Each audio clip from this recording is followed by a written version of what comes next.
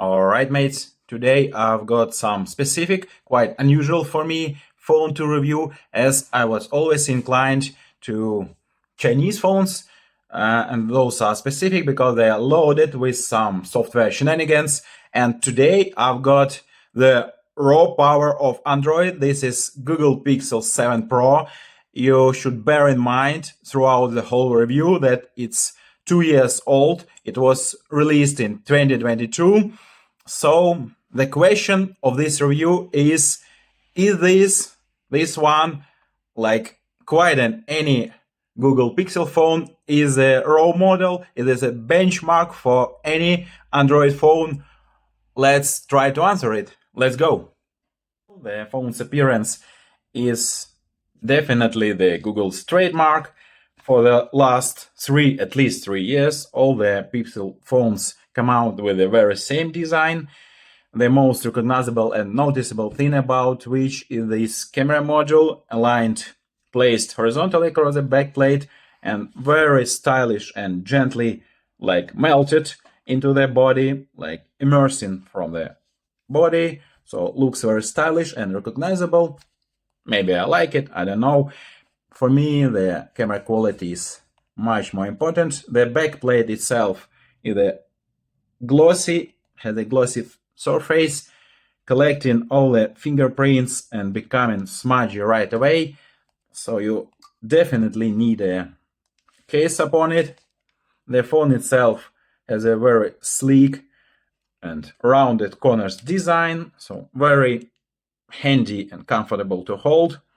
No sharp edges digging into your palm. Yeah, could look more stylish, but as for comfort, yeah, that's much more comfortable. We have stereo speakers, yeah, 2 grids, but don't be fooled. The second one is a microphone. The only one grid is a speaker. The second grid is hidden on the very top.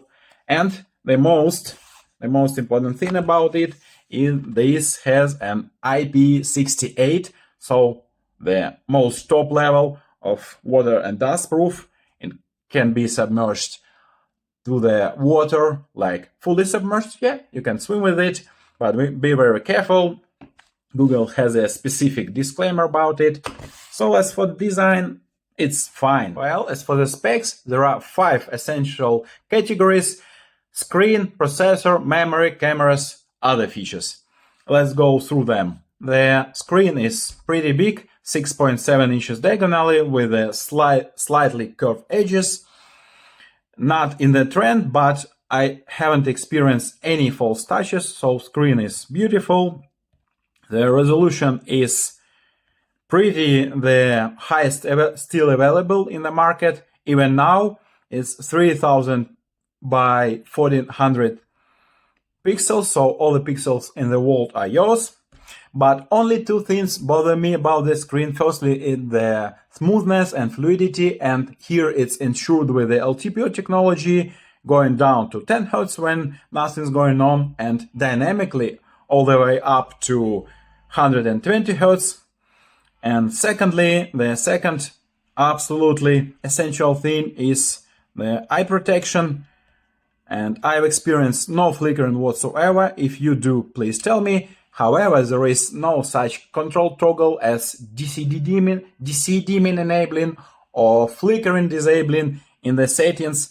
But even without that control, it's one of the best eye-friendly screen I've seen, with the highest brightness of 1500 nits, so more than enough even outdoors. Secondly, the processor, and maybe it's the only downside, the shortcoming of this, not the top-notch level, Tensor G2, even incorporating this Cortex X1 big core, it's still inferior even back in 2022 to its rivals, being Snapdragon and MediaTek flagships. But given the smoothness and fluidity of the system, you can squeeze out everything that you need, including higher refresh rate in games.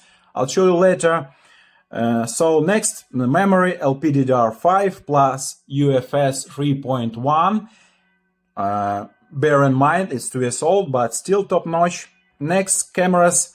There are triple camera setup. The main sensor is 50 megapixel and produces absolutely marvelous, spectacular both photos and videos. 4K video is available on all lengths, from the main sensor to the ultra wide. Even with the front camera having barely 10 megapixels, it makes 4K video so beautifully. So the other features are essentially two things. It has the full waterproof and dustproof rate of IP68. Secondly, it supports wireless charger. So two things which I deem absolutely essential and even basic for each and every one flagship, but even now in 2024, not all flagships have the full IP waterproof and dustproof rate, and most of them, yes, have wireless charger. So 4 out of 5 specs are top notch even after 2 years. Well, the most exciting and perhaps the most attractive feature about any Google Pixel phone is the software, and essentially the front line is the updates policy. Not only will this 2 years old phone, Google Pixel 7 Pro, will receive the upcoming Android 15, which is almost already here, by the way, but also it's guaranteed to receive the next Android 16 version, which will be the third major Android update for this phone. And guaranteed means maybe even further, at least 5 years of updates guaranteed, including Google security updates. And at any point of time, you can become the beta tester. You can have a fresh look, a sneak peek, and have the first and fresh taste of the latest Android version being under development. So you can be one of the pioneers, and for that purpose, you only need to Google 2 words Android beta, and the first ever link in your search box will be the Android beta program for Pixel devices. And here you'll have the name of your Google Pixel phone. You simply click this opt-in button. I'm already in the program, and right away in your system update section, you'll have the freshest and latest Android 15 version. It's yet the beta version, but I believe I'll go through all the way till the public release. But anyway, I can, and you can, if you own a Google Pixel, rest assured that you always are on the front line with the newest and freshest Android features and Android version. So that's maybe the selling point. That's one of the major points for which I love Pixels. Secondly, what I'm absolutely amazed of and became a Google fan is the RAM management, is how the applications being launched once are perfectly kept in the memory. So at some point of the time, a while ago, I have now about 10 applications running in the background, and here is almost the last one of them. Yeah, I visited the Phone Arena website, and it opens on the very same point. And previously, I've shown you the dynamic refresh rate. So I go back to the settings application, and yeah, I'm on the very same point. Show refresh rate, switcher on and off. So the RAM management is absolutely perfect. It's how the phone should behave in any scenario. Keep the activities whenever they were launched.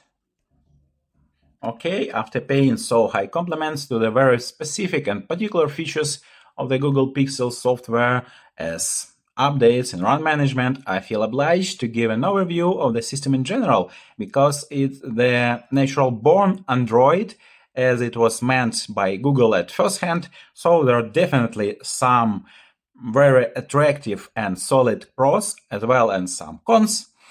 So firstly, what meets you once you switch your phone on in the home screen, and here go the first feature, the personalization. It's not the richest personalization setup I've seen, but it's pretty nice. I'll show you.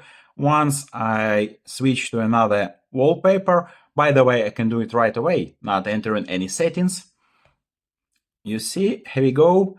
All the setup, all the appearance, including the icons and the notification shade. Change the color palette. Yeah, I see the quite appealing and attractive because it's your interaction with the phone. However, on the other hand, I can't do nothing with the icons or whatever. I mean, change the theme itself or even the icon shapes, forms. So personalization is quite appealing, but as for me, needs some improvement. Secondly, there some kind of artificial intelligence. I'll show you how it works.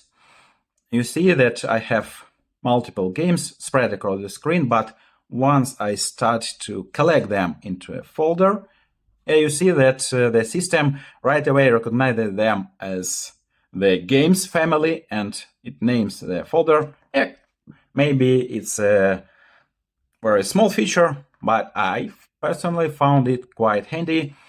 And as for the artificial intelligence, I didn't know that, but there is some kind of embedded Shazam feature.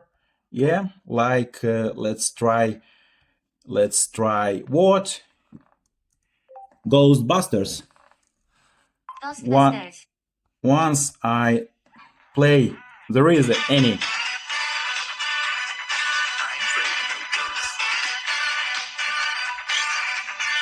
Okay, maybe this song will be banned from my video, but whatever. The feature is the phone recognizes music being played around, not on this phone, but around, which I love. I had no idea about this feature being available. I only know Shazam recognizing the music, so I love it. And thirdly, that was some kind, the AI inbuilt into the system is just brilliant, the most marvelous feature. Okay, Google, give me the best features of Android Google Pixel phone. Here's what I found.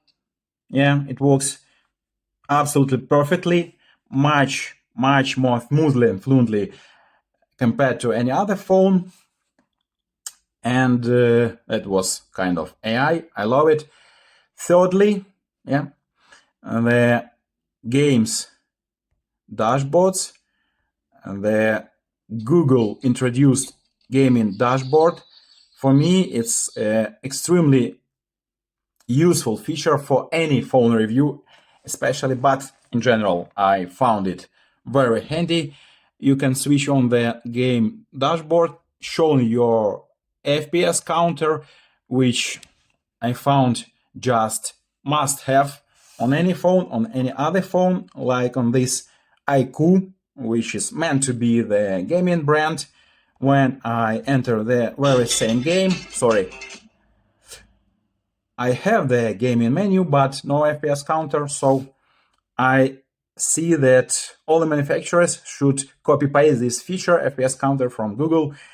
Okay then, and here we go with some features that I feel Google would be nice to improve, like the notifications. Notifications appear only in the shape of dots, but I'd like to see numbers. And about the notifications, whatever notification I receive on my other phone, it appears I can pull it down and open it in a small window. It's called floating windows feature. Somehow it's a native Android feature, but somehow it's not here. So I would like it to be here. It's very handy to operate with your notifications and replying on something else. Well, maybe some other things, poor personalization, insufficient in my opinion, notifications management, what else? Pretty much it, yes. I can't say too much about the cons because I just fell in love with this phone, especially with this song recognition feature. So that pretty much, given that this phone is 2 years old, it works so smoothly, so nicely, and not bothering me with, I don't know, excessive features like sounds or whatever. I found the software one of the best, even being a raw Android with no skin upon it. And please make some comments of on what you'd like me to review of the software. That's pretty much it from my side. I love it. And we've come up to quite a sensitive area, which is performance. And whilst on paper this Tensor G2 chip is a powerful one, even incorporating this Cortex-X1 big core, but other cores, other clusters are not lagging behind on paper. But in practice, you don't want to run any benchmarks. Believe me that numbers will be anyway high, but those numbers will tell you nothing about your daily usage, but games do. Games will tell you the truth. And given some examples, specifically 2 examples of the higher graphics games, will see if it is a flagship chip or not. Spoiler, it's not, in my opinion. It's rather a higher mid-range chip. For example, running this Call of Duty mobile, which is absolutely optimized for all the platforms, all the processors it can be run on. We can see, for example, that you can't, with the graphics, with FPS rate, when you choose the ultra refresh rate, frame rate, you can't go higher than lower graphics quality. You can't even go to medium, but you can ask maybe it's on any other phone as well, but not. Here is the iQOO working on Dimensity 9200s chip, and when I choose ultra frame rate FPS, I can at least go medium with the graphics quality, and here is the switcher allowing me to bring up the frame rate up to 120 frames per second. And here I don't even have that choice of the higher frame rate. I don't have it, but yeah, this can run with 90 FPS.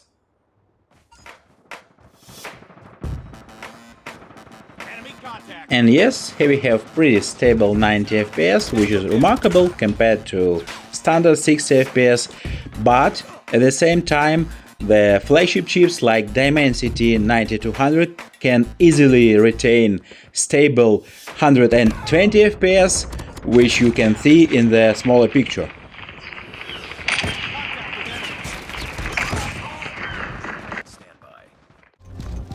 With Shadowgun Legends, we've got much more dramatic situation. We go from promising 100 FPS down to even 50 FPS and sometimes back to 90, so looks like a bloody roller coaster.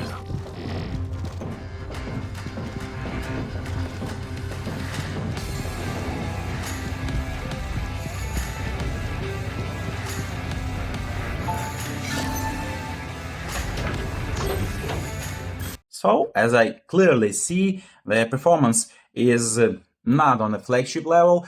It's definitely not a mid-ranger.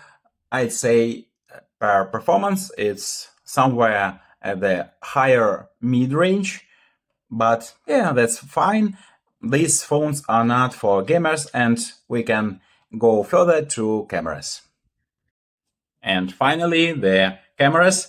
And that's the area, the second one after software, where I was truly blown away in a good sense of how beautifully both photos and videos come up come out from this phone. But there is a thing which I need to mention beforehand, and that is the sensor. The main sensor here is Samsung Gen 1.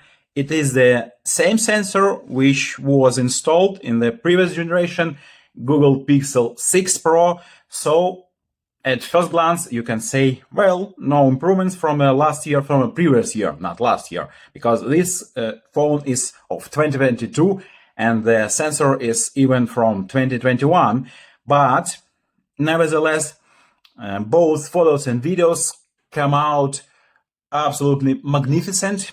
I love them. I'll show you all the examples I made, and that's where I think that maybe the hardware is not so important for camera specifically, because, for example, the front camera resolution is only, I don't know if this device info application will show that. The front camera resolution is 10 megapixel. I don't know why it shows 8, so it's only 10 megapixel, but nevertheless, it can do video, it can produce video with the front camera. Let's see, yeah, that's me in 4K. Yes, 4K. So the software is the crucial thing, is a turning point for the cameras. All right, okay. Here is the main camera of Google Pixel 7 Pro. I'll try to have a small run. Yeah, stabilization, as I see it, works perfectly. Autofocus, wow, marvelous. Colors, quality and clarity, absolutely perfect. Yeah, here you see it. And ultra wide, yeah, it definitely has extremely wide angle. The quality and colors are extremely vivid and clear. Let's go to 2x. Perfect, I like it. And 5x, wow, even much more spectacular than 2x. So my favorite is 5x. I definitely love the main camera. And the front camera of the Google 7 Pro also records in 4K, yes. Many other manufacturers should take some lessons from Google. It's 4K video, colors are beautiful, absolutely natural. Maybe after processing they'll be a little bit more vibrant, but anyway, 4K video, brilliant quality, I love it.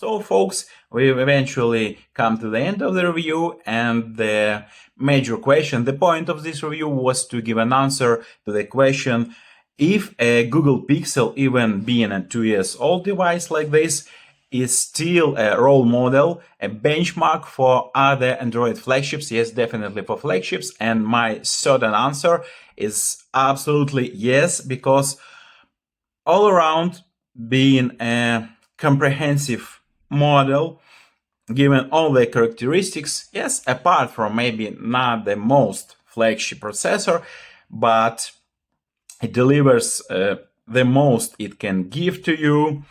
It still can support higher than average refresh rate with the games. So overall, given all the characteristics, starting from the basic ones like IP68 support and wireless charger, which I believe is absolutely must have for every Android flagship, but not all of them has both of those.